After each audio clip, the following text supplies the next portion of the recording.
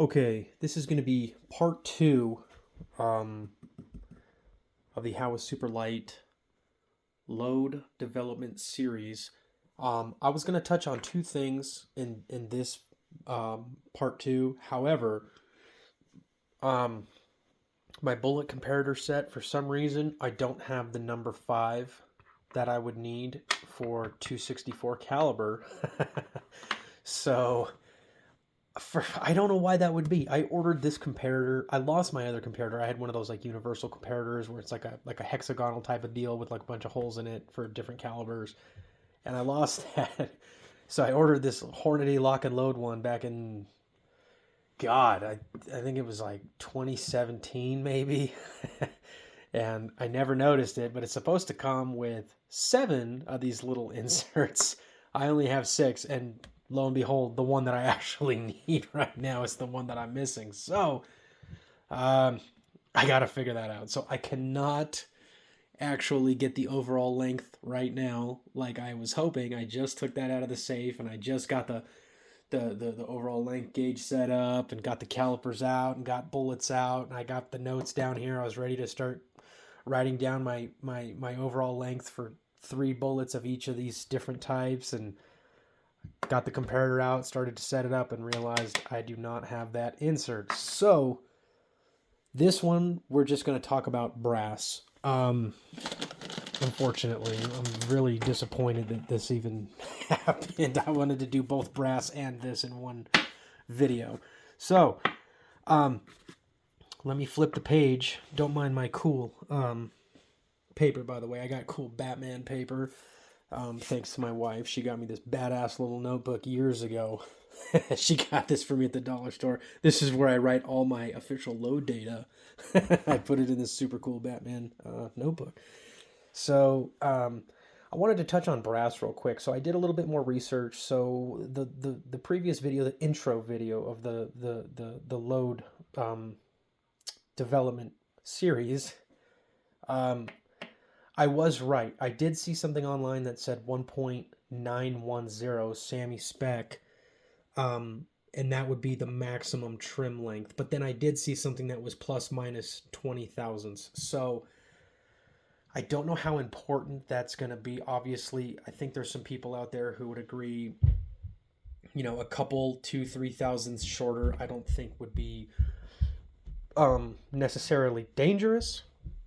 Again, take what I say with a grain of salt. I have loaded a lot of 270, and I have had some cases, some once fired or twice fired cases that I may have accidentally trimmed too short.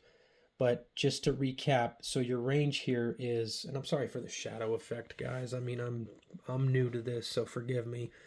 So your Sammy is 1.910 to 1.920. That is the sweet spot. So I just randomly grabbed 10 pieces of brass out of the bag. Again, this is Starline. This is Starline short rifle primer. And I just wanted to see what the variance would be between just 10 random pieces. So I have those written here. And basically what I was getting at is I just wanted to make sure that I didn't have any abnormally short cases. I am still doing some research, so if you do load for 6.5 Creedmoor and you have loaded shorter cases that are shorter than what's spec'd, please comment. Let me know what your experiences are. I definitely think I'm going to be safe doing this. Now, one thing to note is this is brand new brass. I do not have any once fired cases. This is brand new brass. I expected tighter tolerances between these, but I have a standard variance. I mean, out of all 10, I'm averaging at about 1.909, so about 1,000th shorter than the 1.910. I'm not going to sweat that, so I'll just go over these real fast. And I'm not going to call each of these out. I'll just show you like the variances. They're mostly in the 9s. I got a couple 7s here that were back to back, but they're mostly in the 9s, and then you got a couple that are at that minimum portion of that specification. Now, 1, 2, 3 thousandths, something like that. I'm not going to sweat it. in the Lyman manual, you can see it calls it out as 1.920. That would be the maximum length, or the maximum length. So, yep, that's basically it for this video. I just wanted to touch on that. If you guys are shooting factory loads and you're getting ready to reload those, you're obviously going to trim case. You're going to resize your brass and trim cases and all that. So this isn't really an applicable video for you. I just wanted to just kind of spend the extra effort to just show the variance of or the possible variance of new cases. In my case, there's definitely a variance between a random 10, but again, 1 to 3 thousandths, I'm not sweating it. My average is 1.909, which again, that as an average is only 1,000th less than the minimum specification from Sammy.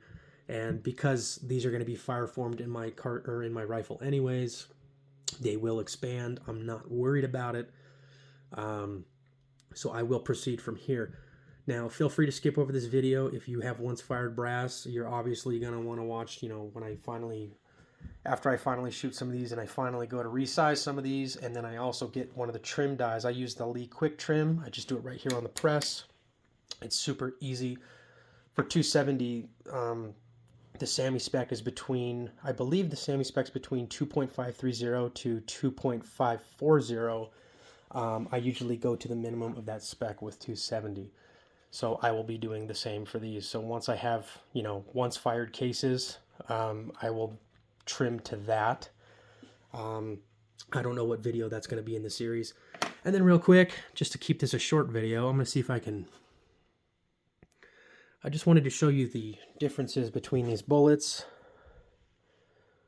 And the lighting's so bad that this thing can't really focus that well, but this is the Hornady CX.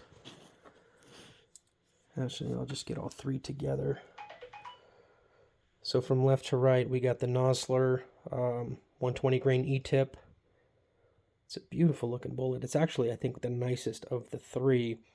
The Barnes LRX 127 grain, which I find to be the least impressive of the three. It's just got these ugly points on it that are offset and not centered, and it could be strictly cosmetic. And then you got the Hornady CX 130 grains. These are the longest of the three, which is normal, especially on a non-lead round, because lead is so dense, you can pack so much of it in a smaller space. When you go to solid copper, the heavier you go, the longer your bullet will inevitably be. So I don't have the BCs written down on these, but that Hornady, I could guarantee, is going to have the highest BC out of the three.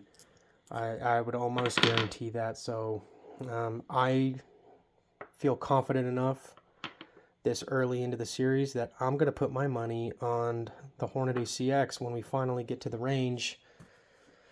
Whatever part that's going to be, part 4, 5, 6, 7, I mean, God, 12 at this point. Who knows how many videos this is going to take to get all this information out and get this done. But I put my money on the Hornady CX. I think those higher BCs, I think that's going to make I think that's going to be the ticket. But we'll see how these all group at 100. So that'll conclude this video.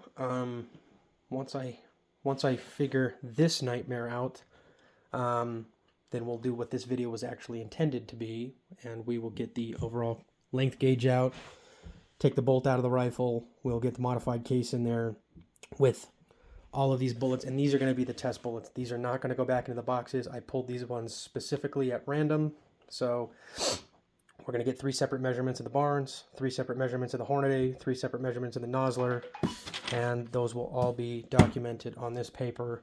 And then also on each of these, because I am going to number these, and on the back end, I will put a number on the back, so I will number these so we don't lose track of them. I'm going to write down the overall lengths. I am also going to weigh them, and then see if there's any variance there between the three, as well as the number I get from the modified case when we measure overall length.